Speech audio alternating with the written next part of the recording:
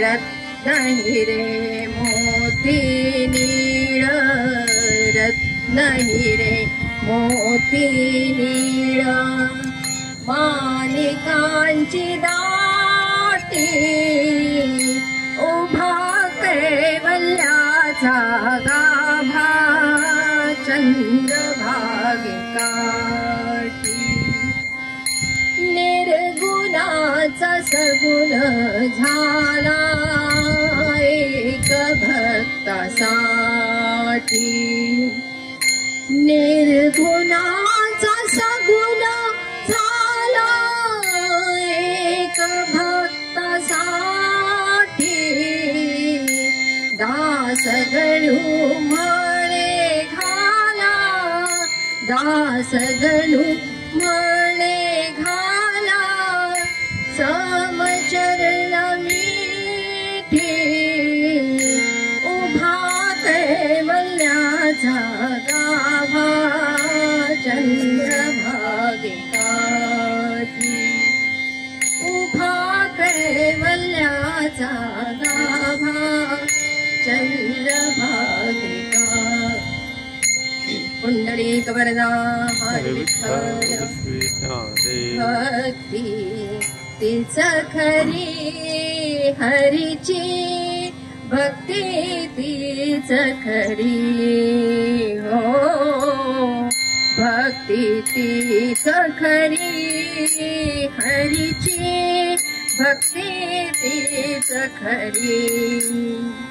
दंभा फाटा अद्वेष्टे मन दंभा फाटा अद्वेष्टे मन सन्निधीला चरी हे रे मना सन्निधीला चरी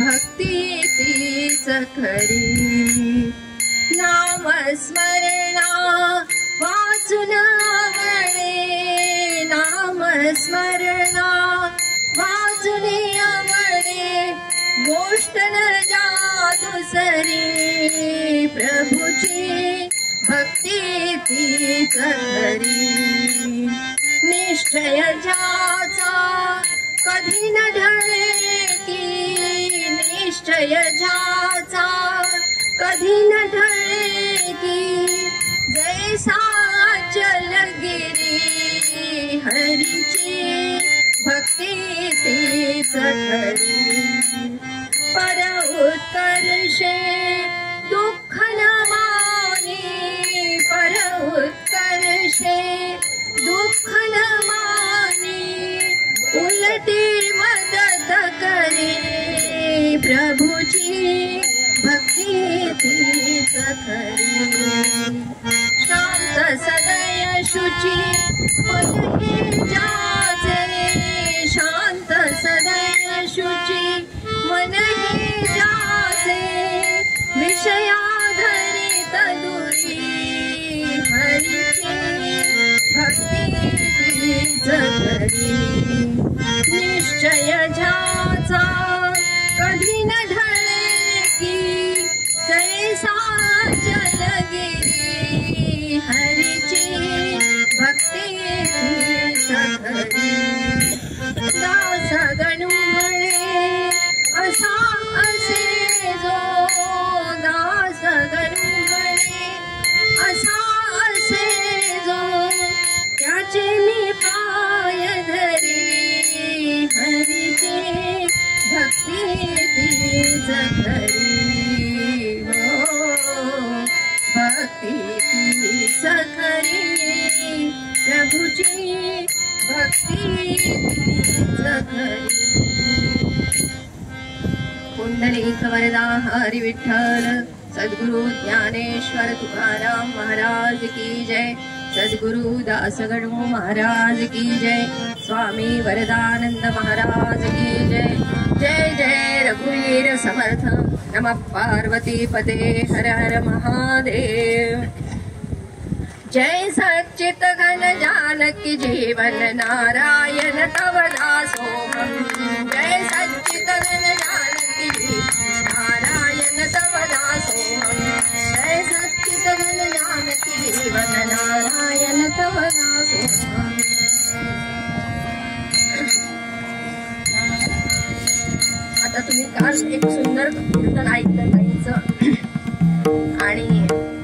आता यानंतर पण आहे ते 2 मिष्ठान्नाच्या मध्ये झुणका भाकरी द्यावं तसं काहीच, पण त्यामध्ये काय आहे 2 मेख आहेत. एक ते भगवंताचं नामस्मरण आहे आत्ताच, त्यामुळे ते गोड आहेच संतांनी सांगितलंय. आणि दुसरी गोष्ट अशी की ते माझ्या गुरूंनी गायलेले आहे, ते माझ्या मनाचं काही मी गाणार नाहीये, सांगणार नाहीये तुम्हाला. आणि एका संतांनी लिहिलेलं चरित्र आपल्या पुढे सादर करणार आहे, कारण ते या वारीला धरून आहे. पण त्यातही अट्टहास असा की धन्य भाग सेवा का अवसर पाया. आमच्या महाराजांनी गुरुचरित्रामध्ये वर्णन केलं आहे की एक वेळा सूर्यमंडळी जाता येईल, पण सेवा करणे महाकठीण. पण कठीण जरी सेवा असली तरी वरदहस्त त्या गुरूंचा आहे आणि बोलविता धनी वेगळाची या नयाने आपल्या पुढे उपस्थित आहे. या भूमीत आलो आणि ही सुवर्ण संधी सोडायची नाही. जसं का होईना तसे 2 शब्द आपल्या पुढे सादर करायचे. अवधी कमी आहे त्यामुळे आपल्याला थोड्या उड्याही मारावं लागणार आहेत, कारण दादांची पदं या चरित्राचे भरपूर आहेत, पण ते आपण सोडून देणार आहोत.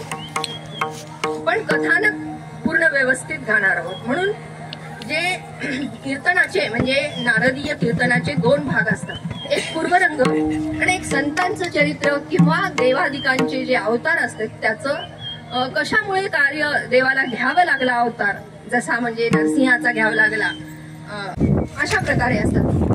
वारकरी पंथात जसं म्हणजे अभंगावर सगळं चालतं तसं हे कथानकावर सगळं चालतं. आणि ते एक पद, कारण इथं असलेल्या सगळ्यांना माहितच आहे की नाही मला माहित नाही, म्हणून ती पूर्वपठेला.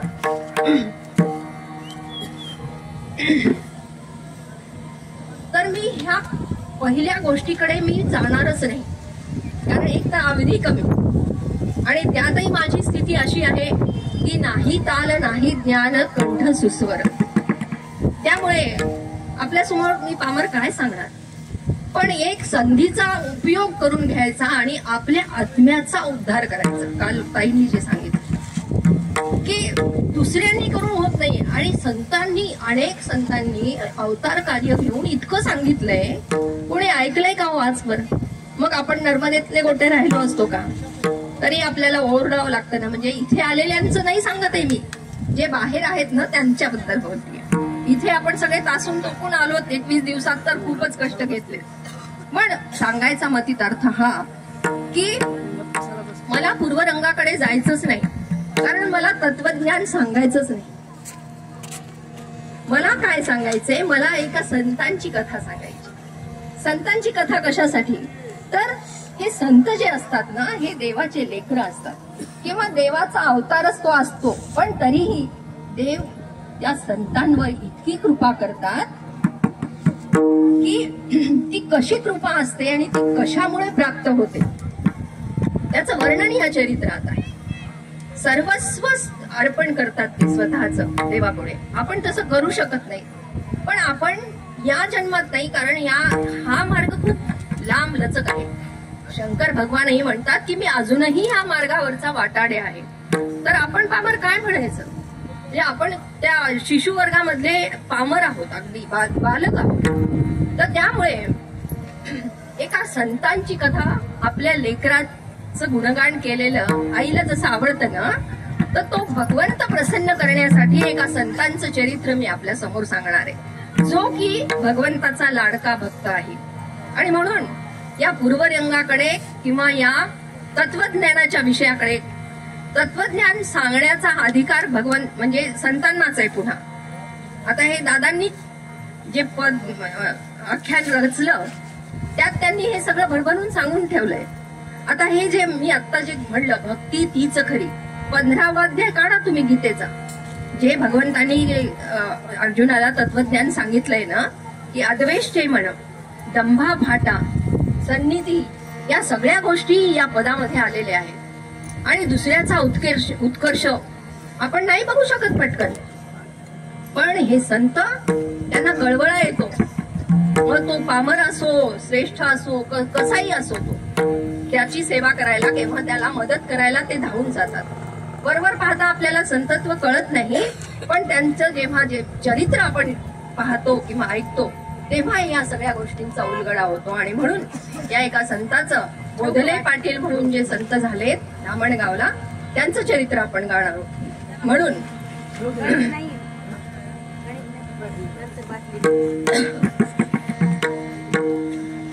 आमचे दादाजी सांगतात आप्पा की भक्ती तीच खरी.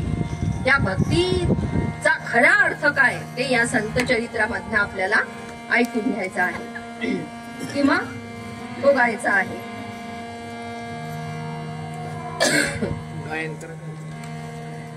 स्थिती काल देश असो काही काना, राम कृष्ण हरी जय जय गावाले मना. रात पात बोत असो काही काना, राम कृष्ण हरी जय जय गावाले मना. वर्ण वेश असो काही काना, राम कृष्ण हरी जय जय गावाले मना. असा गुणवंती चढा यज्ञ सोडाना, असा गुणवंती चढा यज्ञ सोडाना. राम कृष्ण हरी म्हटलं घे आणि वेळेची मर्यादा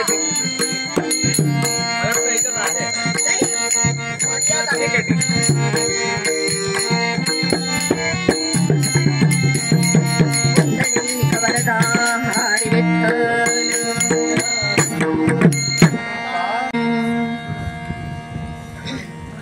आता हे जे मध्यंतर असतो ना, कारण आधी मी काही सांगितलंच नाही, फक्त पूर्वरंगाचं पद आमच्या सद्गुरूंचं जे वैशिष्ट्य आहे ना की 150हून अनेक जास्त संतांची चरित्र त्यांनी गायलेत आणि त्या प्रत्येकाला वेगवेगळं पूर्वरंगाचं पद आहे. आणि त्यातलं एक जरी पूर्वरंगाचं पद आपण घेतलं आणि त्याचा जर अभ्यास केला ना तर आपलं आयुष्य चुकी लागल्याशिवाय राहणार. अशा ह्या महात्म्यांच्या गोष्टी आहेत किंवा या संतांच्या असे चमत्कार आहेत, पण आपण त्या वाटेला जात नाही. कथा गायचं तेवढा पुरता आपण गायन करतो, तेवढा आनंद घेतो आणि मग नंतर काय पालथ्या ताईंनी सांगितलं, पालथ्या इथून गेल्याच्या नंतर नांदेडला काय होतं, आपलं संसारात तल्लीन होऊन जातो.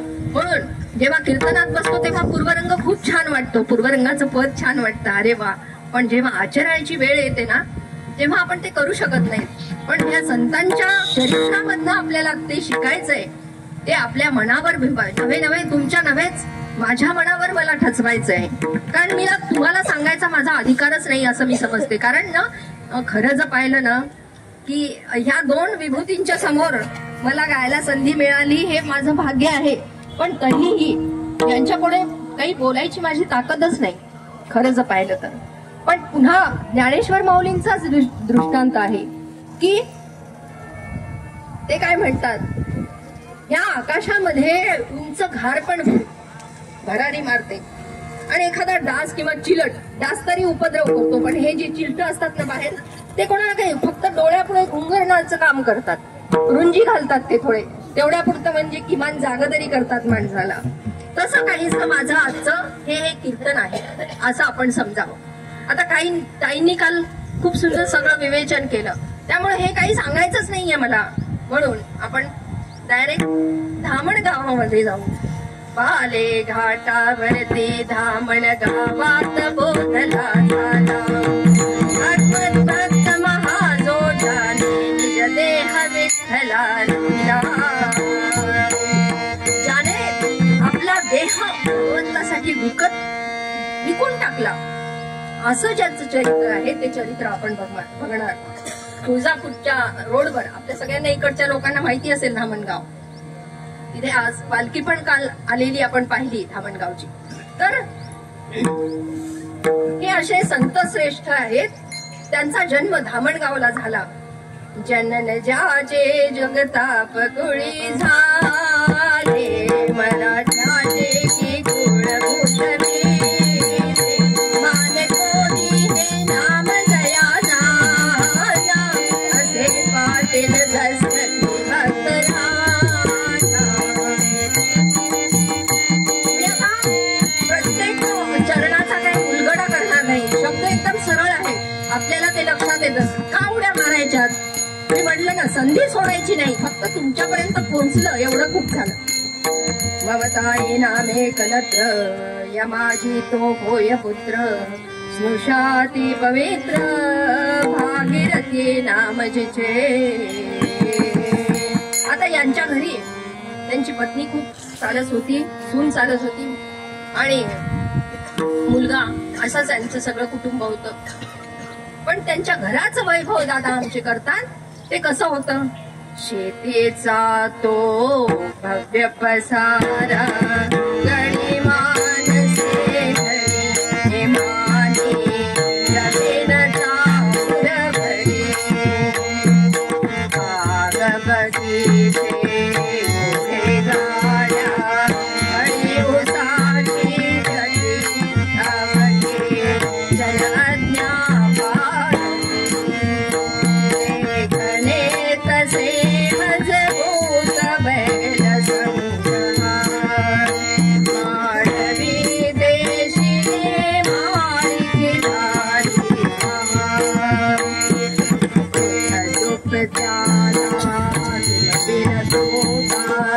लक्ष्मी नांदे घरी बोधला उदास भरी बोधला उदास भरी. काय वैभव होत. पण या कोणत्याच विषयावर बोधले पाटलाला कुठलाही मोह नव्हता. या कशामध्ये सगळ्यामध्ये उदासीनता होती. आपण आपल्याकडे थोडं असलं की त्याचं प्रदर्शन करून लोकांना सांगायचा प्रयत्न करतो आहे त्याच्यापेक्षा दुप्पट जे आहे त्यापेक्षाही. पण इथं बोधले पाटलांचं तसं नव्हतं. जे काही दिले भगवंताच्या कृपेने भगवंताच्या इच्छेने मला हे प्राप्त झालेलं आहे त्याचा मला कुठलाही गर्व किंवा ताठा करायला नको अशी वृत्ती त्यांची होती.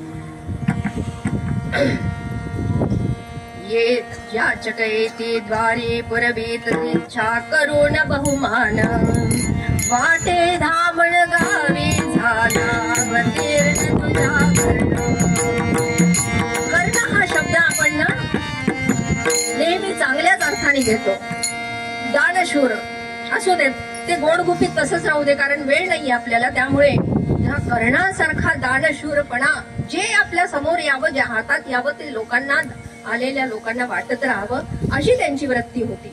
आणि त्यामुळे झालं काय आणि त्यातही काय होतं पाटल माया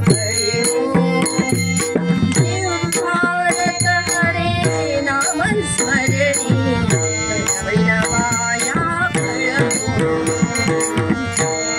आमचे दादा पूर्वनंगात म्हणतात नामस्मरणा वाचणे आवडे अशी स्थिती इथे पाटलांची होती.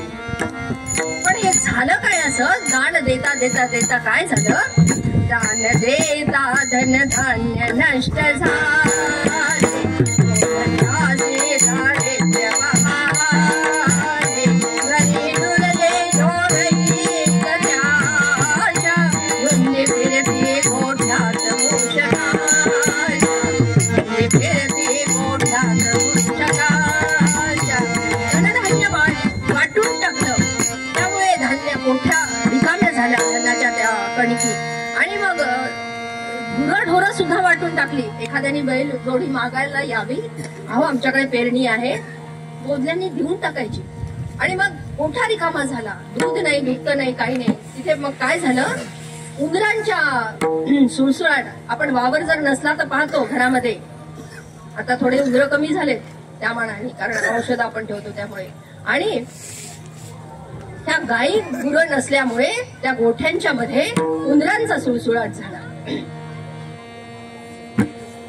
पण ह्याचं बोधले पाटलांना काहीच नव्हतं. अशाही परिस्थितीत आधीपासून जी केलेली वारी होती ह्या आषाढी एकादशीची ती करायचा अट्टहास त्यांचा मात्र दृढ होता. दृढ निश्चय हा अंगी. तर त्यामुळे शुद्ध पक्षाची एकादशी येता बोधला प्रत्येक मासी जातसे क्षेत्र पंढरीसी वारी कराया कारणे. आता दर एकादशीला जाण्याचा नेम होता शुद्ध एकादशीचा. वर्षभरात आपण एक करून टाकून जातो आयुष्यात. पण त्यांचा लवाजमा घेऊन अनेक लोकांना घेऊन जायचं. मग याचा परिपाठ म्हणून काय झालं उरला नखा परदिक घेई वदे मधुर बचे ममताई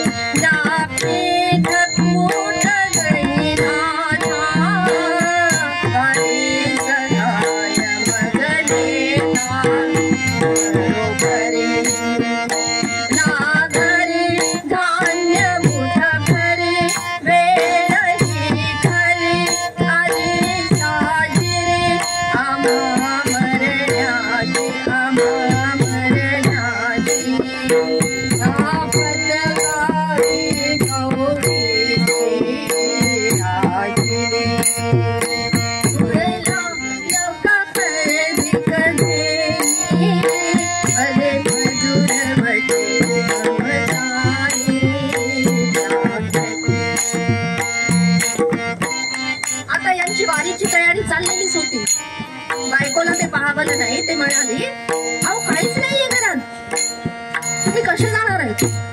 आता सारखे काही आपले जे देवबाप्पा आहेत त्यांच्या संस्था नव्हत्या की त्यांच्या दिंड्या नव्हत्या किंवा त्यांच्या बरोबर जाण्याचा प्रश्नच येत नव्हता. लोकांना दान करणारे ते कोणाकडनं कसे घेते? आपण कुठे सोय होती का, कुठे सोय होती का बघतो. पण हे संत फक्त दुसऱ्यावर परोपकार करण्यासाठी जन्माला आलेले असतात आणि त्यामुळे त्यांनी आपला मार्ग निवडला होता निश्चयाचा. आणि पण हे त्या पत्नीला थोडस लागत होतं. लवाजम्यात गेलेले आपले पतिराज ती बघत होती आणि आता उदासीनतेने नुसते आडवाणी एकटेच जाणार या विचाराने ती बावली कावसावीस झाली आणि ती सांगायला लागली. पण पत्नीचं पतीने ऐकलंच असं फार थोड्या ठिकाणी होतं. म्हणजे काही काही गोष्टी किमान अध्यात्म मार्गात चांगल्या आणि वाईट दोन्ही गोष्टींनी आपल्याला ते घ्यावं लागेल. ज्यांचे पती ऐकतात त्या भाग्यवान ज्या अध्यात्मावर चालतात की हा मार्ग एकट्याने चालायचाच नाही, तूही सोबत चाल. पण झालं काय इथं ते पाटलांनी काही आपल्या पत्नीचं ऐकलं नाही आणि मग ती परत त्यांना सांगायला लागली, अहो काय चाललंय हे सगळं गेलं, काहीच राहिलं नाही. अनेक संतांची उदाहरण आहेत. तुकाराम महाराजांचं काय तसंच तर आहे. इतकं वैभव होतं, टाकून सगळं वाटून टाकण्यामध्ये दारिद्र्य आलं. पण कुठलाही किंतु परंतु नाही, कुठलीही तक्रार नाही. आणि आपण लगेच आपल्या तोंडातून भगवंताला, भगवंत काय सोय आपली सवत आहे तिला न पाहावायला आपले कर्म कुठेतरी आडवे येतात आणि मग ह्या गोष्टी घडतात. असो, मग ती काय म्हणायला लागली आपल्या पतीला, जो जो तुम्ही भजत असा प्रभुशेष शाही तो तो घरात शिरली धनहीन ताही तन्नाम मंगल नसे मज वाटत आहे प्रापंचिकास स्मरण्या विठू योग्य नोहे. विठ्ठलाचं भजन हे काही आपल्या प्रापंचिकांसाठी नाही. संन्यासी लोकांनी हरी हरी म्हणत बसावं, त्यांना काही संसार नसतो, काही नसतो आणि त्यांनीच ते म्हणावं. आपण म्हटलं आणि त्याचा परिणाम काय झाला, आपलं सगळं वैभव गेलं. त्यामुळे हे जे भगवंताचं नाव आहे ना ते तुम्ही घेऊ नका आणि तुम्ही पंढरीला तर अजिबातच जाऊ नका. पंढर तर आपलं सगळं असलेलं वैभव गेलं. आपण नसलेलं वैभव प्राप्त करण्यासाठी जातो तिथे, हो की नाही? साधारणतः मला मुलगा दे, नातू दे, अशीच तर आपली अपेक्षा असते ना. आपल्याला मोक्ष कधी, म्हणून तर अर्जुनाला पुन्हा सांगावं लागतं भगवंताला, अरे माझ्याकडे हे असं काही मागायला कोणी येत नाही रे. प्रश्न तिथे आहे. प्रश्न काय आहे की मला सगळे काय मागतात, मला ह्या सगळ्या प्रापंचिकातल्या गोष्टी मागतात लोक आणि मी द्यायला काय बसलो आणि हे मागतात काय, असा भगवंताला प्रश्न पडतो. पण या संतांचा दृष्टांत आपल्याला ऐकायचा, गायचा याच्यासाठी की हे काय मागतात. असलेलं सगळं वैभव निघून गेलं पण किंतु परंतु नाही. आणि वारीला जाण्याचा दृढनिश्चय जो होता ना तो कधी यत्किंचितही ढळला नाही. केली संपदा हीच सुंदरी केली गे कृपा आपणावरी दान विठ्ठले विंध्या नको विंदया भवी होतो नको. केली संपदा केली संपदा. अगं बरं झालं म्हणे गेली ना त्याच्यामध्ये अडकायचं काम राहिलं नाही. आता पहा ना तुम्ही, महिला अगदी मिरवत होत्या सोन्याचे दागिने घालून. आता 1 लाखाचा भाव झालाय. एक छोटस मंगळसूत्र घालून जायचं म्हणजे तरी धडधड व्हायला लागली. कारण कधी कोणी ओढलं तर ते पुन्हा प्राप्त होईल की नाही सांगता येत नाही.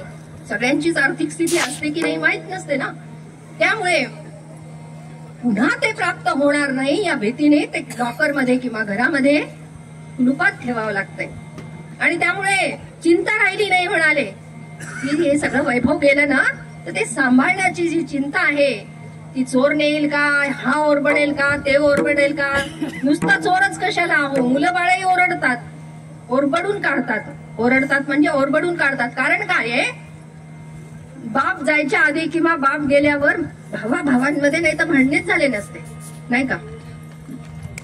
काल माऊलीने सांगितलं महाभारत आणि रामायणाचा दृष्टांत. तसं होतं.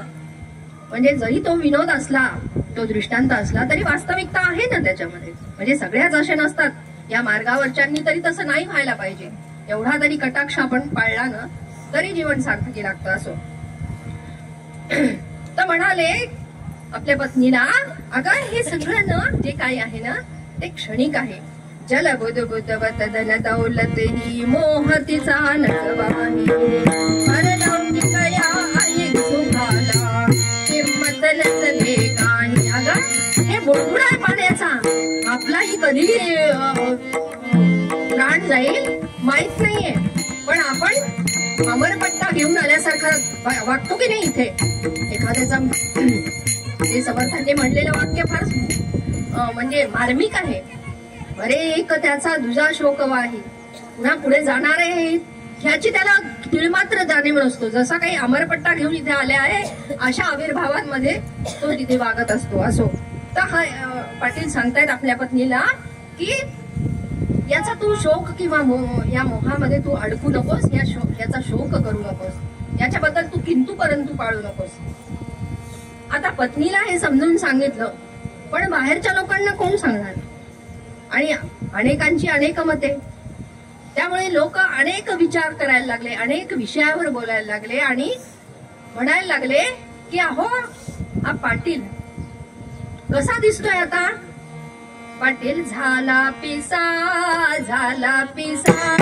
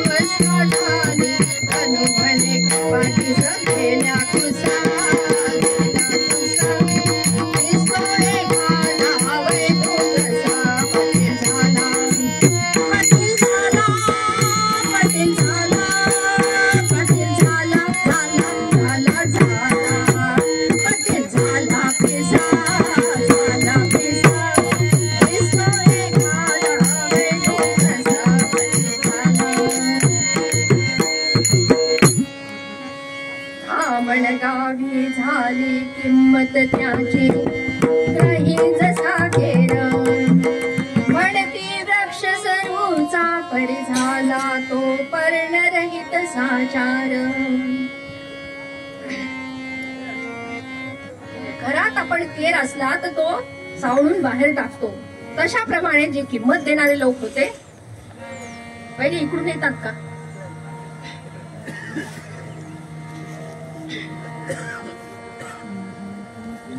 पण आपण पाहिलं आधीच की निश्चय ठरलेला होता.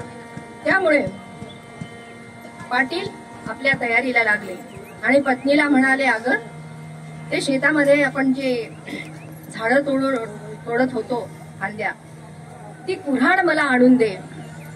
रस्त्यात जाता जाता वाळलेले काही झाडं जर भेटले तर ते मी तोडीन आणि ते विकीन ती मोळी. पूर्वी गॅसची कुठे व्यवस्था होती, त्या काट्या कुट्यांवरच स्वयंपाक व्हायचा. हे वारकरी लोक सुद्धा आहेत तिथे चुली मांडायचे आणि मग आपली भाकर आपण तयार करायची, आपली आपण खायची आणि मग पुढे जायचे. त्यांना कोणी असं आयता आणून देत नव्हतं. आपल्या कशा बैठकी बसतात तसे. तर मग म्हणाले की हे काटे कुटे जी काही असतील ना ते मी सगळे जमा करतो वाळलेले आणि त्याच्यावर मी भाकरी करतो आणि असं करत करत किंवा त्या मोळ्या विकतो आणि भगवंताची जी आराधना आहे, कारण नुसतं पंढरीला जायचं नाही आपल्यासारखं. पंढरीला जाऊन पण तुम्हाला लोक काय म्हणतील आणि तुम्हाला काही बोललेलं मला नाही चालणार, मला नाही आवडणार ते.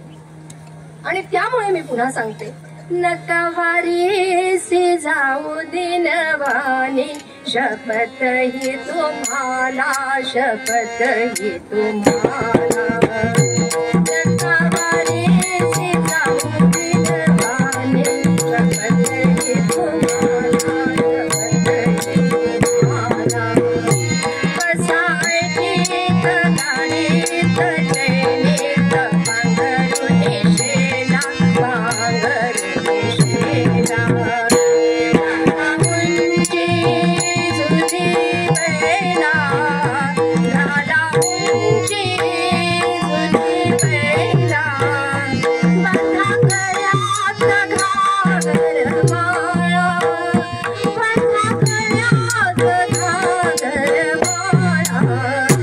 नटावारीसी जाऊ दिनवाणी, शपथ ही तुम्हाला, शपथ ही तुम्हाला. तुम्ही पाटील मनी आना, तुम्ही पाटील मनी आना. घ्या बिगारीसी कोणाला, घ्या बिगारीसी कोणाला, घ्या बिगारीसी कोणाला. नटावारीसी जाऊ दिनवाणी, शपथ ही तुम्हाला, शपथ ही तुम्हाला. नटावारीसी जाऊ दिनवाणी, शपथ ही तुम्हाला, शपथ ही तुम्हाला. अहो, आता दिनवाणी जाऊ नका. पूर्वीचं वैभव जरी नसलं तरी आपल्या एक खिल्लाऱ्या महिलेची जोडी आहे, त्या गाडीमध्ये बसा आणि आयटी मध्ये शेला बिला पांघरून एखाद्या गड्याला सोबत घ्या किंवा एखाद्या मित्राला घ्या आणि जा. असं काय अनवाणी पायाने जाताय काय, ती कुऱ्हाड मागताय, असं काही मला ते बरोबर वाटत नाहीये. पूर्वीचं वैभव जरी नसलं तरी एवढं आपण करू शकतो. आणि म्हणून तुम्ही असं जा की ते म्हणाले, पटलं नाही त्या, माझा निर्णय ठरलेला आहे.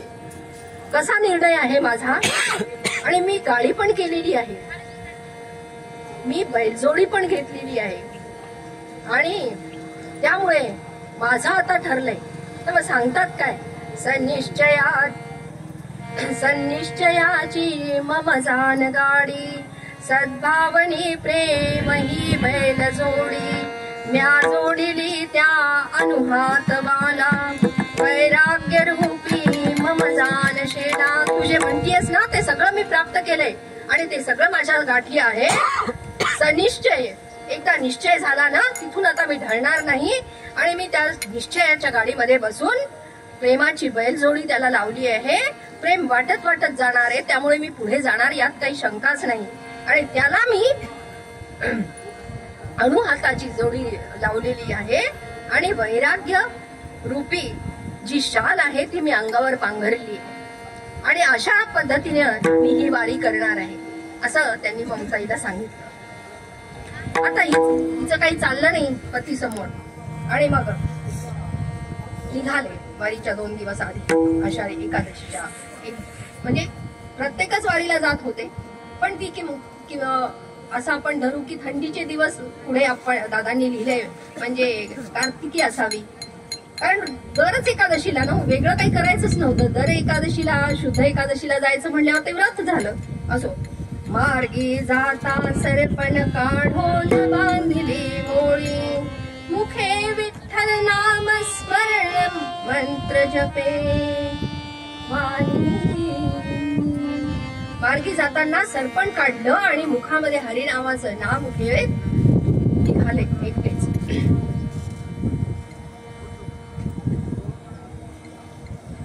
आता मजल दर मजल करत आता आपण सगळे कसे आला त्याप्रमाणे 2 दिवस आधी, कारण इथून जवळ आहे वदले पाटलांचं गाव धामणगाव, आणि त्यामुळे आणि रोजचीच वारी असल्यामुळे सराव झालेला निघाले. आणि त्या दिवशी कार्तिक पौर्णिमेच्या दिवशी एकादशीच्या दिवशी ते तिथे पोहोचले. तुफान गर्दी आता सारखीच, 12 महिने या तीर्थक्षेत्रांना गर्दी असतेच, आणि त्यामुळे इतकी गर्दी होती. प्रत्येक बडव्यांच्या घरी जाऊन पाटलांनी विचारलं की अहो काही जागा आहे का, ओसरीत तरी द्या, परटीत तरी द्या, अंगणात द्या, कोठ्यात द्या. कोणी द्यायला तयार नाही, कारण आधीचं वैभव नव्हतं. पैसा सत्ता असेल तर सगळे लोक विचारतात. त्याप्रमाणे त्यांनी तिथं सांगितलं की आमच्याकडे जागा नाही. झालं, आता यांना पर्याय नाही राहिला. मग तेव्हापासूनच अशा राहुट्या बांधायची पद्धत निघाली असेल कदाचित, आहे की नाही. म्हणून त्यांनी एक राहुटी तरी कुठे हो, त्याला पण पैसे नव्हते, त्याचा काही बंदोबस्त नव्हता, म्हणून उघड्यावरच वाळवंटामध्ये जाऊन आपलं वास्तव्य केलं. एकादशी म्हणजे आपल्यासारखी भगर आमटी संतांच्याकडे नसते हो. आणि आपली एकादशी कशी असते, माझ्या एका मैत्रिणीने गाणं केले त्याच्यावर. आपल्याला थोडस वेगळ्या ह्याच्या विश्वास न्यायचं म्हणून मी सांगते. साबुदाणा साबुदाणा उपवासाला हवा साबुदाणा, साबुदाणा साबुदाणा उपवासाला हवा साबुदाणा. उपवासाची खिचडी करा, उपवासाचे भजे तळा.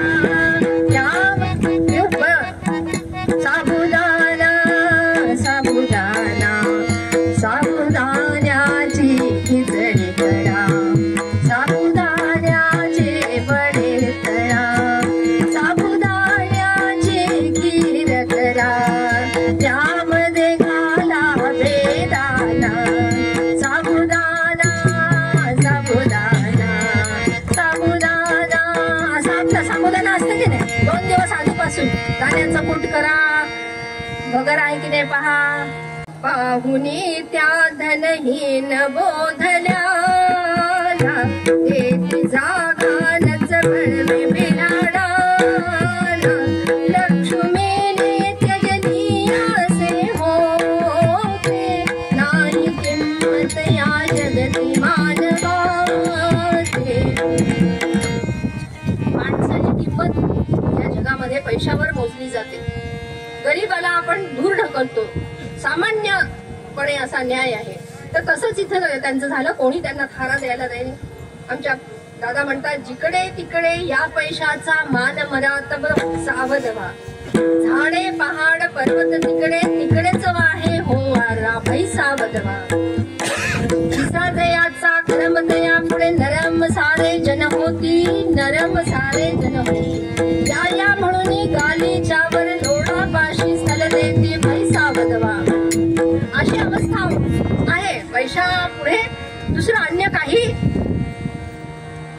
प्रतिष्ठेला व्हावं नाही, की हा पैसेवाला आहे, धनिक आहे, व याला मान मनातच मिळाला पाहिजे. असो चंद्रभागेत वाळवंटी जाऊन उतरला शेवटी, ते पाहून जग जेठी झाला कष्टी मनात. आता संतांचं जे कळवळणं असते ना, जे संतांना जे दुःख होते ना, ते भगवंताला पाहू शकत नाही भगवंत, किंवा ते त्यांना आवडत नाही. आपल्या लेकराचं झालेला त्रास लेकराला माऊलीला कसा आवडेल. आणि हा तर परमभक्त, त्याला ते काही आवडलं नाही, लोकांनी त्याचं स्थान नाही दिलं म्हणून. आणि बाजूलाच रुक्मिणी माता निवांत वेळ होता म्हणून, कारण पांडुरंगाला सगळे भजणार नो एकादशीच्या दिवशी. रुक्मिणी माते काय कोणी जाईना, म्हणून रुक्मिणी माता या कक्षातून त्या कक्षात, आता त्यांचा महालच आहे ना, म्हणून त्या या कक्षातनं त्या कक्षात गेल्या आणि थोडा वार्तालाप करायला लागल्या. विरंगुळा टाइमपास म्हणतो ना, तसं त्यांचं काहीतरी संभाषण चाललं होतं. म्हणजे रुक्मिणी माता आणि पांडुरंगाचं.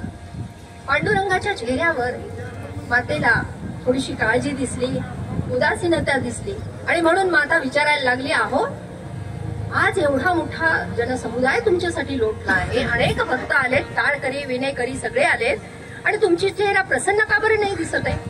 तुम्ही का उदास दिसताय? याचं काही कारण कळेल का मला? दीन जनोत्तर भो करुणाकर सचिंतता तरी तुम्ही दिसताय, अनंत कोटी ब्रह्मांडाचे नायक आपण हो असता, पाहताळविने झांजा घेऊन याते, आले साधू संत जन तुझ्या भेटीते, तसे तन मन देवा अर्पणे आते, एक सुखावर लोटून माते, रवनाथी जे रतनाथा, समूह त्यांचा सन्मुख असता, दुःखित का हो श्रीकांता,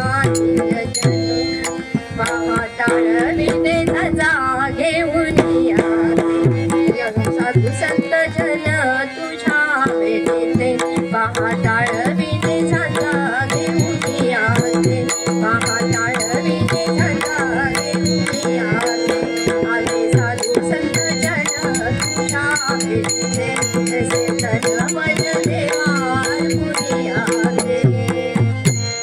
देवा, अनंत कोटी ब्रह्मांडाचे नायक आपण, आणि तरी अशी उदासीनता, आणि तरी आज उत्सव आहे, अनेक लोक टाळ विना पताका दिंड्या घेऊन आपल्या भेटीसाठी आले आहेत लांब लांबून, आणि तरीही तुमच्या चेहऱ्यावर जी काही प्रसन्नता असायला पाहिजे या भक्तांना भेटायची. कारण हे सगळे जे वारकरी आहेत ना, आपलं घरदार सगळं सुख सोडून इथे आलेले आहेत, आणि तरी तुम्ही असे उदासीन दिसतायत, याचं कारण मला सांगा. भगवंत सांगतायत आता मर्म. रमे हे अवघे वायस, बोधला माझा राजहंस, उतरला वाळवंटास, लेकरू माझे थंडीमध्ये. काय सांगू म्हणे तुला? हे सगळे लाडू पेढे खावे असं लोक जमती विशेष, असं जे दासगुरु महाराजांनी सांगितलंय, तशा जातीत तेच म्हणे. जाऊन तू एखादा वेळेस प्रचिती पाहायची असेल तर पहा. आणि म्हणून जो माझा खरा भक्त आहे तो मात्र, त्याला मात्र कुठे थारा नाही मिळाला, थंडीमध्ये काकडत तो वाळवंटामध्ये उतरलाय आणि मला त्याचा त्रास होतोय. त्रास असा आहे म्हणून माझ्या चेहऱ्यावर जी प्रसन्नता यायला पाहिजे ती येत नाहीये. तो आलाय तर इथे मला भेटायला, तो भेटणारच आहे. तो नाही भेटला तर मी त्याला जाणार आहे भेटायला. तो काही आपल्यासारखा नुसताच कळसाचं दर्शन घेऊन नाही जाणार आहे. तो नाही गेला तर जसं आपण माऊलीला पाहतो, माऊलीला घ्यायला भगवंताची पालखी येते ना त्या वाकडीमध्ये, तर त्यामुळे मी जाईन तिथे वाळवंटात, तो जरी नाही आला तर. असा तो माझा भक्त आहे. पण त्याच्याबद्दल लोकांनी इतकं उदासीन राहावं हे मला काही रुचलेलं नाहीये. लोकांनी त्याचा अवमान करावा हे मला काही रुचलेलं नसल्यामुळे माझ्या चेहऱ्यावर प्रसन्नता येणं शक्य नाही.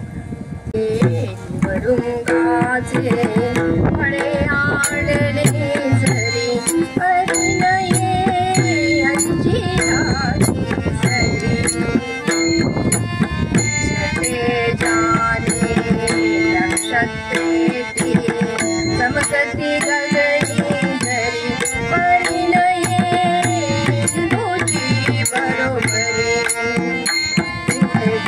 चमडी तो कुठे सांगते चंदन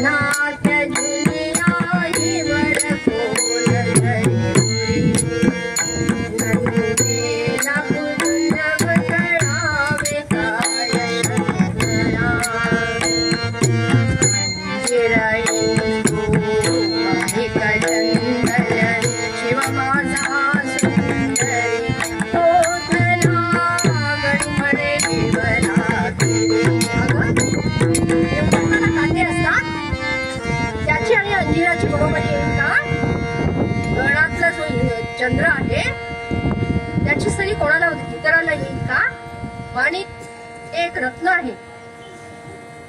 तर अशा वेगवेगळ्या किंवा चंदन जे भगवंताच्या कपाळावर आपण पूजेमध्ये वापरतो, टिळा लावतो त्याचा, या सगळ्या गोष्टींचे उदाहरण भगवंतानी ओढल्याकरता भगवतीला दिले आणि त्यांचं श्रेष्ठपण भगवतीला प्रत्यक्ष भगवंत सांगताय. अशी सुंदर कल्पना आमच्या दादांनी इथे मांडली. कदाचित या संतांना काही दिसतही असेल हो, आणि म्हणून तर त्या जोरावर अशा 150 काव्यरचना त्यांनी केल्या. आणि कोणत्याही साधन नसताना, त्यावेळेस काय असे पळणारे वाहनं नव्हते, काही नाही, पायाचीच 2 वाहनं असायची. फार तर बैलगाडी, फार तर आगगाडी, फार तर ती एसटी महामंडळाची, असेच साधन. स्वतःचं वाहन हे फार दुर्मिळ. आणि तशाही परिस्थितीमध्ये आणि कसं आहे, संत दिसती वेगळाले हो, परिती स्वरूपी मिळाले. म्हणून या देहीचं या अंतःकरणात, त्या अंतःकरणात जायला काही वेळ नाही लागत त्यांना.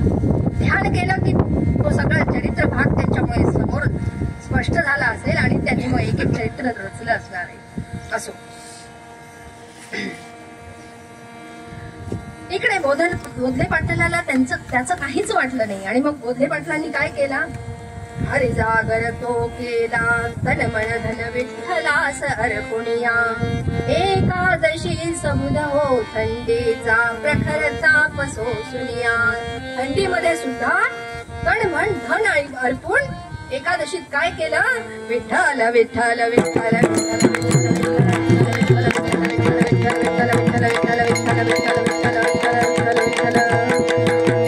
रामकृष्ण हरी या नामाचा जागर केला. आपल्यासारखा उसळ भगर केळी पोटभर आणून दुसऱ्या दिवशी पर्यंत झोप येईल असं खाऊन नाही, असं नाही. काय केलं, आणि खरंच हो, जेव्हा आपण न भगवंताचं नाम घेतो ना देहा भाण अर्पून, त्यावेळेस या पोटाची जी भूक आहे ती शमून जाते आणि भूक लागत नाही. दिंडीमध्ये उगीच नाही चालणं होत. संध्याकाळी मिळालं तर खूप ठिकाणी मिळतं, आपल्या वारीत सगळी सोय आहे, पण हा जो ताप आहे ना, त्रिविध ताप, तो या वारीमध्ये नाहीसा होतो. आणि त्याचं एकच प्रमाण आहे, हे टाळकरी, हे विनेकरी, हे सगळे आपल्या सोबत असतात आणि हे भजनाच्या नावावर आपण तिथे पोहोचतो. आणि म्हणून त्या गावाला जायचं असेल तर हे एक भगवंताचं नामच आपल्याला तारणार आहे, तेच एक आपल्या सोबत येणार आहे आणि तेच आपल्याला तारून देणार आहे. असो, अशा प्रकारे तडमड धन अर्पून विठ्ठलाचं नाम भगवंत बोधले पाटलांनी घेतलं. झालं, एकादशी गेली, द्वादशीचा थाट आपल्या सगळ्यांना माहिती, आपण नुसतं ऐकतोय. सकाळी 9 वाजल्या काहींनी सांगितलं की सकाळी 6 वाजतापासून त्या द्वादशीची चर्चा किंवा त्या द्वादशीची लगबग या पंढरीमध्ये होते. आपलंही तसंच असतं हो, पंढरीतच काय, द्वादशी सगळ्यांना आवडते. एकादशी आता करावी लागते, कारण द्वादशी मग पुरण करायचं का, काय करायचं गोड पदार्थ. आपण असा कधी विचार केलाय का? आपण काय म्हणतो, घरातल्यांना काय आवडेल त्याप्रमाणे आपण स्वयंपाक बनवतो. पण आपण असा कधी विचार केलाय का की भगवंताला काय आवडतं त्याचा नैवेद्य मी त्याला देईन, असा कधी एखाद्या माऊलीच्या मनामध्ये विचार, म्हणजे माझ्या पण नाही, हे संत जेव्हा सांगतात ना तेव्हा आपल्या मनामध्ये प्रकाश पडतो. आणि मग आपण काय करायला पाहिजे, काय करत नाही आणि काय करायला हवं याचा तात्विक विचार आपल्याला स्पर्शून जातो. आता तो आचरणात, कारण आमचे जे सद्गुरू आहेत स्वामी वरदानंद भारती, त्यांनी शेवटचा संदेशच हा दिला की मी म्हणजे न शरीर, मी मद ग्रंथाचा संभार, त्याचे वाचन चिंतन यथाशक्ती आचरण, नीट धरावे अंतरी.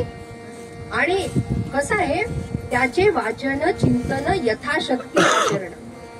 माझी पूजा म्हणजे नुसतं मला हळद कुंकू फुलं हार अक्षदा या मला गोष्टी अभिप्रायतच नाही, या तुम्ही नाही दिल्यात तरी चालेल, पण मी जे सांगतोय त्या वाटेवर तुम्ही चाललात ना यथाशक्ती. आता आमचं यथाशक्तीच झालं आजचं, म्हणजे हे जे काही चालणं होतं ते, कारण आम्ही पूर्ण वारी चाललो नाहीत, आम्ही 2-4 जणी यथाशक्ती गुरूंचा, कारण शक्य नाहीये शरीराची साठी आता आलेली असल्यामुळे शक्य नाही, पण ते कुठेतरी थांबायला पाहिजे. पण असा विचार आपण करत नाही, जे आपल्याजवळ आहे त्यातला एक तरी भाग आपण समाजासाठी, कारण हे ऋण असतात, ते ऋण आधी कधी आपण विचार करतो का? असो, सांगायचं तात्पर्य काय की आपण आपल्या मर्जीने नैवेद्य एकादशी त्याच्या नावाने करतो आणि एकादशीचा उपवासाचं आपण आपल्या जिभेच्या मर्जीने खातो. दुसऱ्या दिवशीचा नैवेद्य आपल्या घरातल्या मुलाबाळांच्या आवडीचा करतो. त्याला फक्त दाखवतोही नाही, त्याला झाकूनच ठेवतो लोक, त्याला वासही देत नाही तो. म्हणजे त्याची आवड आणि बाकीच्या गोष्टी तर दूरच राहिल्या. म्हणजे ह्या जेव्हा आपण नैवेद्य दाखवतो तेव्हा त्या किमान मनात तरी आल्या पाहिजे. कारण भगवंताला ह्या सगळ्या गोष्टीची गरजच नाही, तो भावाचा भुकेला आहे. म्हणून संतांनी किंवा अनेक भक्ती गीते आहेत आपल्याकडे, भावभक्तीने पूजिते विश्वनाथ किंवा असे अनेक पद आहेत.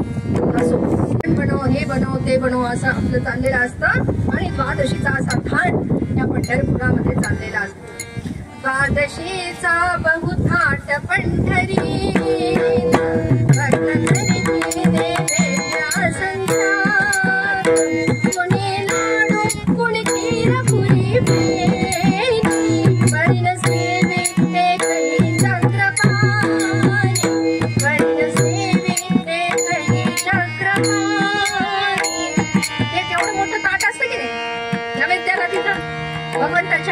ते सगळे भरून आलं हो, अशी शीग लागली त्याच्यावर. अनेक भक्तांनी अनेकविध प्रकार आणले, पण त्याचा काही खास भगवंताच्या घशाखाली गेलेला नव्हता. आणि एकही आता त्यामुळे काय झालं, रुक्मिणी मातेलाही भोजन घेता येईना, ती पण उदास बसली, कारण भगवंतांनीच ग्रहण केला नव्हता. लक्ष्मी माता परत आपल्या पतींच्या मागे लागली, भगवंताच्या मागे लागली, म्हणाली की काय चाललंय तुमचं कालपासनं? आता उतरलाय ना तो वाळवंटात, सुखी केली ना त्याने एकादशी, आता काय झालं तुम्हाला? अपंपती सुता म्हणे सुकलिका मुख श्रीतरी, मनान रुचतात का विविध भोग हे श्रीहरी. आला सुदिन द्वादशी बहुत भक्त आनंदले, परीन फुली विभोटर तिरावळी पावले. अहो, तुमचं चित्त काही इथे राहत नाही, कारण काय सांगा मला? देव म्हणाले, मला हे मुळीच उपचार पटत नाहीये म्हणाले.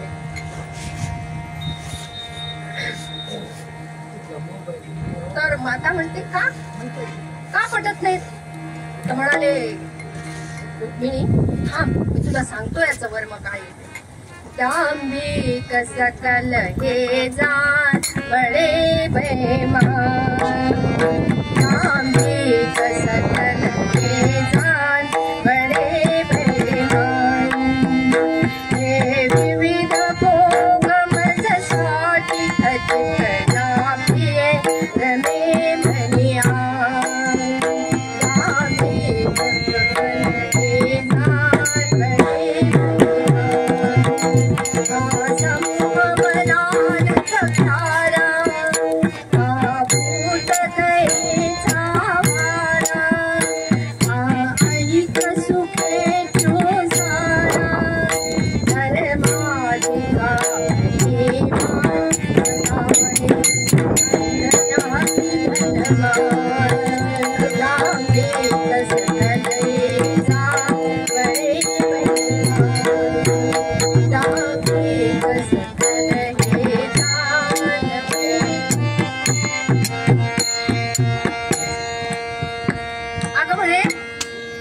बडे बाकीचे जे आहेत ना सगळे धम्मवाले,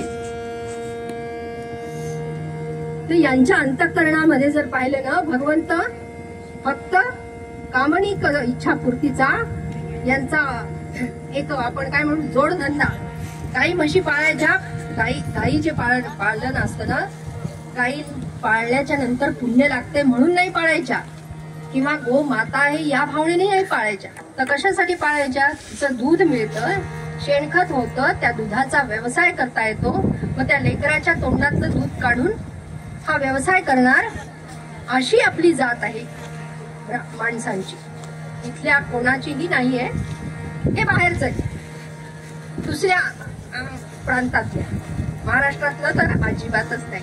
तर म्हणजे हे भगवंत सांगतायत हे सगळे दांभिक आहेत. भगवंतापासून काय लपलंय हो? आपण तरी पोपटपंची करू, नाही का? आणि हे सगळे एका संतांचे सगळे वाक्य आहेत. आणि त्यामुळे की परमेश्वर सांगतोय रुक्मिणी मातेला की हे सगळे दांभिक आहेत. त्यामुळे या सगळ्यांच्या पुढे मला यांच्या ज्या प्रसाद आणलाय ना त्याच्यात मला काही रुची नाही. आता हे काही रुक्मिणी मातेला पटलं नाही. रुक्मिणी माता परत दुसऱ्या अर्थाने सांगते की हा जो तुमचा बोध आहे ना ते मला पुरे. तुम्ही वचन दिलंय नारदाला की कसाही असला, चुगलखोर जरी असला तर त्याचा उद्धार तुम्हाला करायचा या भूतलावर येऊन, कारण तुम्ही तसं वचन दिलंय. आणि ते सगळं ओझं नारदांनी आपल्या डोक्यावर घेतलंय. कसाही असला दुराचारी तर त्याचा तू उद्धार करायचा, आणि त्याचं जे काही पाप आहे ते देवा माझ्या डोक्यावर मी घेणार आहे. पण संतांचं चरित्र असं आहे हो, संत मऊ मेनाहुनी लोण्यासारखं आगीजवळ ठेवलं विस्तवाजवळ तर वितळून जातं, आणि थोडा थंडावा लागला तर ते घट्ट होतं. अशा प्रकारचं त्यांचं ते हृदय असतं. आणि आपलं त्याच्या विरुद्ध होतं. असो तर असं असल्यामुळे हे सगळे दांभिक आहेत म्हणाले, मला काही त्याच्यामध्ये रुची नाही. आता लक्ष्मी मातेला काही पटलं नाही. रुक्मिणी मातेला ती म्हणायला लागली, पुरे पुरे हा बोध आता, पुरे पुरे हा बोध आता, विमल सकल जन मन हे असता, विमल सकल जन मन हे असता, व्यर्थतया तुम्ही दोषविता, पुरे पुरे हा बोध आता, पुरे जयाचे ज्या परी असते, जगदैवयाला त्या परी दिसते, तुम्ही पुढे कपटी कलेला कळी ओ भूकपरी, परी देऊने पंढरीनाथा, श्रीपद देऊने पंढरीनाथा, विदित गणो म्हणे भागवता, पुरे पुरे हा बोध आता. तेव्हा पुरे झाला म्हणे तुमचा बोध आता, तुम्ही काही कमी नाहीत म्हणे. त्या वामन अवतारामध्ये भूमी मागितली आणि त्याला रसातळाला घालून टाकलं वामनाला. असं तुमचं चरित्र आहे. तुम्ही काय गोष्टी सांगता? किती भक्त आले ते सगळे काय असेच असतात थोडे, सगळे आपल्या इथल्या वाडीतल्यासारखे. आता हे देवाला कळत नव्हतं, पण रुक्मिणी माता आपली बाजू घेतीये आपल्यासारख्या भक्तांची. तर असो, आता हे काय पुन्हा भगवंताला रुचलं नाही. भगवंत तिला म्हणायला लागले रुक्मिणी मातेला, तुझा सत्याची खान वजटाईले झाकून, तुझा माईक बाजार पाता फुलले नारी नर, शुद्ध चैतन्याचे ठाई नाही निष्ठाई काढी, मी तो पंढरीचा रायाची सोनिर्वाणा. आता म्हणे पुन्हा तेच आता आपण जे सांगितलं की मला मुक्ती मागायला, निर्वाण पद मागायला कोणी येत नाही. तू मात्र काय करतेस, आपल्या मायेने जगाला मोहित करतेस, आणि तुझ्या पुढे माझं अस्तित्व लोकांना कळत नाही, आणि मग ते तुझ्या पुढे भुलतात, आणि तूच त्याला कारणीभूत आहेस. झालं त्यांचंच. ती म्हणाली जाऊ दे, आता ह्या वाद करत बसला ना हा खूप मोठा होईल. आपल्याला ते पाहायचंय, ते लेकरू आलंय ना तुमचं, ते मला पाहायचंय. आणि त्यासही मला कळाले म्हणे पंढरपुरात किंवा बालाजीच्या तिथे कुठेही गेलं तर रुक्मिणी माताला भगवंताने भक्त भेटीला यावा म्हणून दूर सारलंय म्हणे. तर मला वेगळं आधीच सारलंय. कधीच कळले मला जै तुम्ही दुरी ठेविले, बाबा तुम्ही काढल्या पतित राणीला ऐकले, आता न करणे मला मुळीच वाद हा त्याविषयी, मला त्वरित दाखवा पूर्ण हा मुक्तीसी. तुम्ही मुक्ती द्यायला तयार आहात असा आतुर कोण आहे म्हणाले. की मुक्ती मागायसाठी तो इथं पंढरपुरामध्ये आलेला आहे, तो मला पाहायचा आहे. पाहायचा आहे ना, चल म्हणाले या वेशात आपल्याला जाता येईल. तर त्याला काय करावं लागेल, आपल्याला वेश बदलून जावं लागले. आणि म्हणून माता आणि पांडुरंग दोघही जण आपला वेश बदलून गेले. एका प्रगतपिती झालेल्या माणसाचा वेश भगवंताने परिधान केला. आणि आता देवाला काय अवघड आहे हो, तो आहे त्या स्थितीमध्ये लोकांची दृष्टी बदलू शकतो ना. की साप जो आहे तो दोरी आहे ते जवळ गेल्यावर कळते ना, पण आपण त्याला साप धरतो. तसं लोकांचे दृष्टीमध्ये बदल करून टाकला. तो कॅमेरा जो असतो ना, तो अँगल फिरवला की त्याचे रूप वेगवेगळे होतात की नाही. आणि त्याच्यामध्ये एक सिस्टीम असते, कधी त्याच्यावर आपण शिंगच लावतो, काय काय लावतो आहे की नाही. आता भगवंत सगळ्यांचा कॅमेरा जातात, त्याला काय अवघड आहे. त्याने अशी एक दृष्टिक्षेप टाकली, त्याला वेश घ्यायची काय गरज आहे मला सांग. लोकांच्या दृष्टीमध्ये असा दोष निर्माण केला की भगवंत रगतपितीवाला एखादा माणूस शुद्ध चैतन्य असलेला तो कसा असेल रगतपितीवाला. पण दादांनी इथे वर्णन केलं म्हणून सांगावं लागतं. असो तर अशी दृष्टी बनवली सामान्यांची की की लोकांनी त्याला झिडकारावा. आणि आता ही लावण्यवती माया किंवा रुक्मिणी माता, तिचं सौंदर्य कितीही गरीब घरामध्ये एखादी सुंदर मुलगी जर जन्माला आली तर तिचं सौंदर्य किंवा तिचं हे काही लपतं का. तिने काही जरी शृंगार नाही केला, काही जरी मेकअप नाही केलं, पार्लरमध्ये नाही गेली तरी काही फरक पडतो का, नाही पडत. तसं रुक्मिणी माता साध्या वेशामध्ये तयार झाली पण तिच्या सौंदर्यात कुठलाच बाधा आला नाही.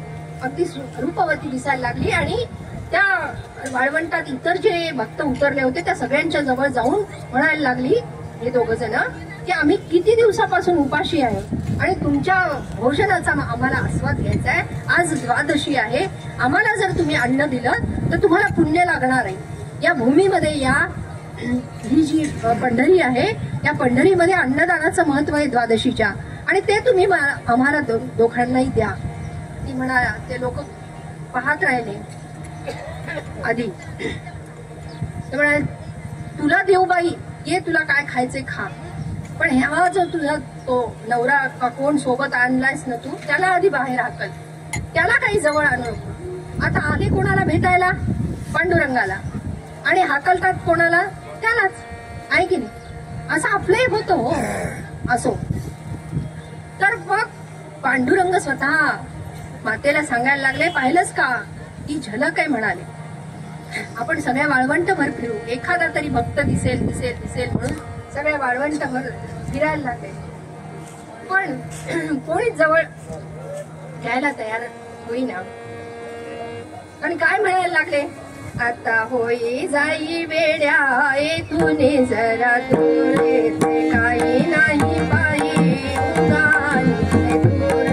आता इथं माझ्याजवळ काहीच नाही म्हणे, तू परत फिर, आमच्याजवळ येऊ नकोस.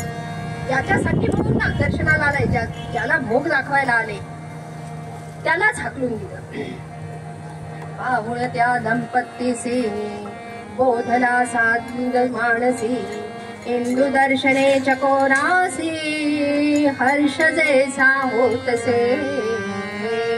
आता हे दोघं गरीब ब्राह्मणाचा एक वेश घेतला भगवंतानी, आणि रुक्मिणी माता होती त्या वेशामध्येच बोधले पाटलांच्याकडे गेली, जिथे बोधले पाटील उतरले होते. आता बोधले पाटील ती मोळी विकून त्यांनी पैसे प्राप्त केले होते.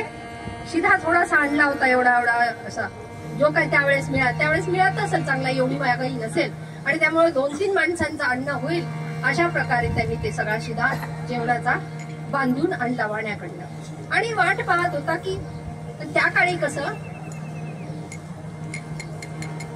ते जे नैवेद्य होता यांच्यासोबत कोणी नव्हतं, त्यांना बनवता येत नव्हतं, म्हणून वाट पाहत होते की कोणी येईल का. आपल्या पुरती भाकरी बनवून तयार ठेवली होती की यांचं भोजन झाल्याच्या नंतर आपण ती जी भाकरी आहे ती खायची, कारण देवाला दिल्याशिवाय आपल्याला ग्रहण करायची आज्ञा द्वादशीला तरी किमान नसते. आणि म्हणून ते वाट पाहायला लागले, आणि तितक्यात हे दोघ जण तिथे आले. आणि आल्याच्या नंतर अत्यंत असा आनंद झाला आणि म्हणायला लागले की काय आहे पाटील तुमच्याकडे, ते आम्हाला द्या. ते म्हणाले, आणलंय तर मी सगळं, पण मला काही बनवता येत नाही. माते तूच हे सगळं बनव, हे मी शिधा सगळं आणून ठेवलाय, ते एक चूल मांड आणि घे. झालं, रुक्मिणी माताच कामाला लागली, नाहीतरी सृष्टीची सगळी चालक तीच आहे की हो. आपण काय निमित्त, हलवणारी सूत्रधार भगवंताला एका ठिकाणी बसवलंय, ब्रह्म निश्चल आणि माया सगळं फिरवते. भाकरी केल्या आणि त्या टोपलीत ठेवून दिल्या. आता ती मोळी विकून येणार तरी काय आणि बनवणार तरी काय. आणि वारकरी भाकरीमध्येच खुश असतो, म्हणून इथं काही पुरणाची पोळी शिजली नाही, बनली नाही आणि भाकरी मात्र झाल्या. 3 भाकरी झाल्या. आणि आपल्याकडे परंपरा आहे, आधी देवाला द्यायचं, मग घरातल्या पुरुषांना द्यायचं करत्या, आणि नंतर गृहिणींनी खायचं. तसं आधी भगवंताला नैवेद्य दाखवला आणि त्या ब्राह्मणाला तिथे बसवलं. आलेल्या भगवंत म्हणजे वेशामध्ये जो ब्राह्मण आला त्याला बसवलं, त्याला नैवेद्य दिला, त्याला चारला म्हणजे खाऊ घातला. प्रत्यक्ष भगवंतानी तो नैवेद्य ग्रहण केला. नंतर माता बसली आणि माता काही उरलं नाही, 3 भाकरी संपून गेल्या आणि एकच तुकडा असा उरला. तोच बोधले पाटलांनी प्रसाद म्हणून ग्रहण केला आणि द्वादशी सोडली.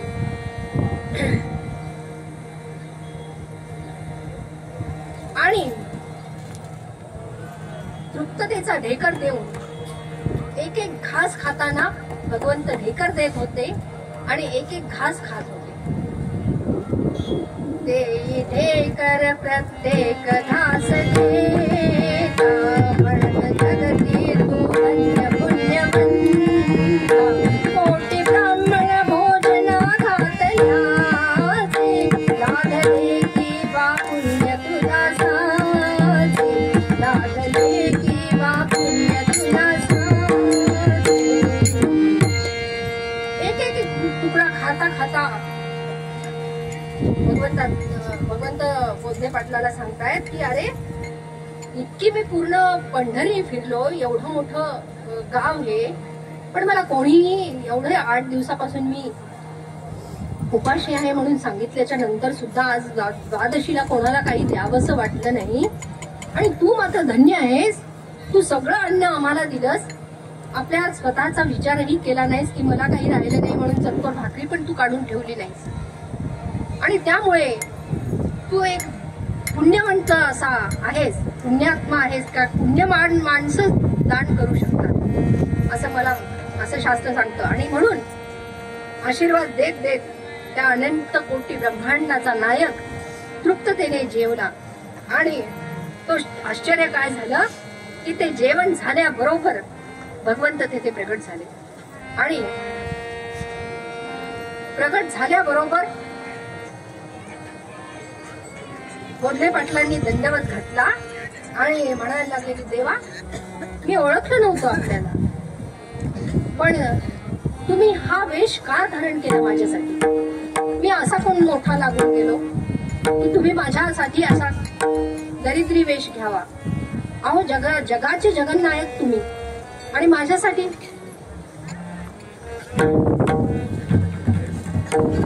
घळघळ डोळ्यातनं पाणी यायला लागलं की देवाला आणि रुक्मिणी मातेला प्रत्यक्ष त्रास होतोय आपल्यासाठी. पण देव आता प्रगट झाले तर कांताईंनी देव निवाळील भूक, देवाजवळ गेल्यावर भूक तहान काही राहणार नाही, म्हणून जाऊ देवाची या गावा, घेऊ तेथेची विसावा. तिथं विसावा घेण्यासाठी. आणि म्हणून भगवंत प्रगट झाल्यावर आता जरी डोळ्यातनं अश्रू वाहिले आणि काही झालं तरी ते ताप निमणारच, कारण उद्देशच तेच होता ना की मला जाऊन समर्पण करायचंय तिथे. मला ह्या सृष्टीतलं काहीच नको, मला भगवंत भेटायला. भगवंत भेटायचं म्हणजे काय? मला परत त्याच्यापर्यंत पोहोचायचंय. त्याच्यापर्यंत म्हणजे काय? पुण्याच्या गीतेत भगवंतांनी सांगितले की मुक्तीचा वाटाड्या, मुक्ती देण्यासाठी मी इथं उभा आहे. युगे 28. त्या पुंडलिकाची मी अजूनही वाट पाहतो, त्याचं काम कधी संपेल, त्याच्या आईची सेवा कधी संपेल. आणि तो पुंडलिक एक निमित्त मात्र होतो. हे हजारो जे आज 30 लाखाच्या वर जे हे केलाय ना आकडा इथे येणाऱ्यांचा 50 लाख, तर त्या 50 लाखामध्ये एखादा तरी बोधला यावा याची मी वाट पाहतोय. आणि म्हणून विटेवर हात ठेवून मी उभा आहे, नुसताच नाही. आणि आमचे दादा पूर्व आपण जे पांडुरंगाचं वर्णन पहिल्या ह्याच्यामध्ये पदामध्ये केलं, उभा कैवल्याचा गाभा चंद्रभागे काठ, निढळावरती हात. निढळावरती म्हणजे काय, दिसत जरी असा असला तर असा बघतोय तो. येतय का कोणी, येतय का कोणी, येतय का, पण कोणी येत नाही. हो, कोणी येत नाही. सगळे आपल्यासारखे, आपल्या स्वार्थाचं मागायला आलेले, निस्वार्थ त्यांनी कोणी येत नाही. 50 लाख येवो की अजून कितीही येवो, पण जरी नाही आला तरी त्या मार्गावर चालतोय. कारण याच्यानंतर आता कलियुगानंतर आपल्याला सत्ययुगात जायचंय, म्हणून भगवंताच्या जवळ किमान माकडं होऊन तरी आपल्याला जाता येईल की नाही. म्हणून त्या माकडांनी पण त्या काळामध्ये उपद्रव केला नाही, म्हणून माणसाने माणसाला उपद्रव न करता प्रेमाचा संदेश या हरिभक्तीच्या पताकामध्ये आहे, या दिंडींमध्ये आहे की सगळे आपण एकच आहोत. म्हणून आपण माऊलीच म्हणतो ना एकमेकाला. अंतःकरणामध्ये जो भगवंत आहे तो त्याच अधिष्ठान आहे. ते जर गेलं तर आपलं काही अस्तित्वच नाही. आणि म्हणून या संतांच्या चरित्रामधनं हे सगळं घ्यायचंय की हे जे सगळं आहे, ऐहिक सुख काय किंवा या जीवा शरीर काय, हे सगळं क्षणभंगूर आहे. हे सगळं इथं ठेवून जायचंय. न्यायचंय काय, फक्त कर्माचं गाठोडं. आणि जन्म घेणे लागे वासनेच्या संगीत, ती वासना इथे सोडून जायची आहे. हे माझं माझं माझं जे वासना गाठोडं आहे ते इथं सोडून आपल्याला पुढे जायचंय. हे या मार्गावरचा खरा मंत्र आहे आणि तो आपल्याला आपल्या हाती धरायचा आहे. एकदा वारी करा, 50 वेळा करा, किती वेळा करा, नाही तर करू नका. सावत्या बाळ्यांनी कुठे केली हो वारी, पण भगवंत हृदयस्थ होतेच ना. म्हणजे तो भाव ठेवा की इथं बसलेलाच आहे, कुठेही जायची गरज नाही. आमचे दादाही म्हणतात, ठाईचं बैसून अनन्य भावे श्री विठ्ठल पूजिता, स्वयंमेव तो विठ्ठल होईल भक्तीने भाकड कथा. म्हणून तर आपण भक्तीचं पूर्वरंगाचं पद आधी आता खरं आपण सोडून दिले आणि त्याचा विस्तारही जास्त केला नाही. 1 तासात आपल्याला सगळं बसवायचं होतं, कारण खूप भरगच्च कार्यक्रम आहे आणि सगळे दमलेले आहेत. सकाळी 2 वाजल्यापासून सगळे उठलेले आहेत, पण तरी थकवा कोणालाही नाही. सगळे आपापल्या परीने येऊन बसलेत माझी तोडकी मोडकी भाषा ऐकायला. याचा आनंद आहे. आणि त्यामुळे हे सगळं करायचं कशासाठी, तर आपण त्याचं एक स्मरण करूया आणि आपली सेवा इथे थांबूया. कृतार्थ करण्या जन्म आपुला, कृतार्थ करण्या जन्म आपुला, नित्य भजा गुरु करा करा दिगंबरा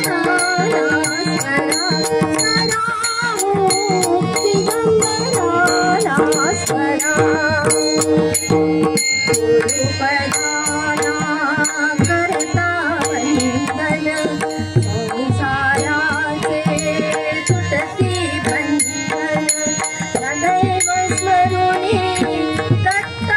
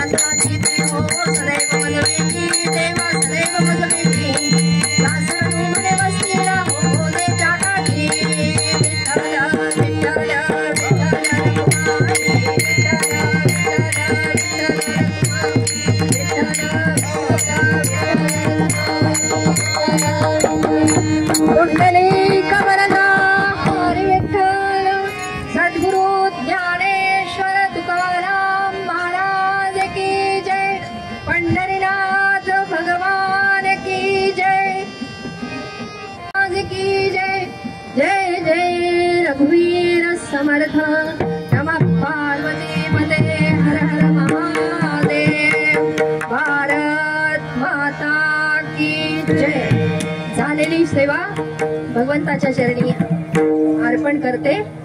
या पुण्यनगरीमध्ये आपण या सोहळ्यामध्ये मला उपकृत केले याबद्दल ही जी कृतज्ञता आहे ती अंतरात अशीच घेऊन ऋणी राहून इथून जाईल। आणि अजून मागावं ते काय, सगळं त्यांनी भरभरून दिलेलं आहेच। ही पताका जी आहे, ही जी धरोहर आहे, ती अशीच नित्य घडत राहो, ही वारी अशीच नित्य घडत राहो हे एक त्याच्या चरणी मागणं मागते। आणि यात जे काही चांगलं होतं, जे काही तुम्हाला भावलं ते माझ्या सद्गुरूंचं होतं। पण ज्या काही त्रुटी उणीवा होत्या त्या सर्वस्वी माझ्या होत्या, त्या सगळ्या माझ्या आहेत, त्या मी मान्य करते। आणि जे आवडलं ते घेऊन इथून जा हा संदेश आपल्याला सांगते आणि आपली रजा घेते। धन्यवाद।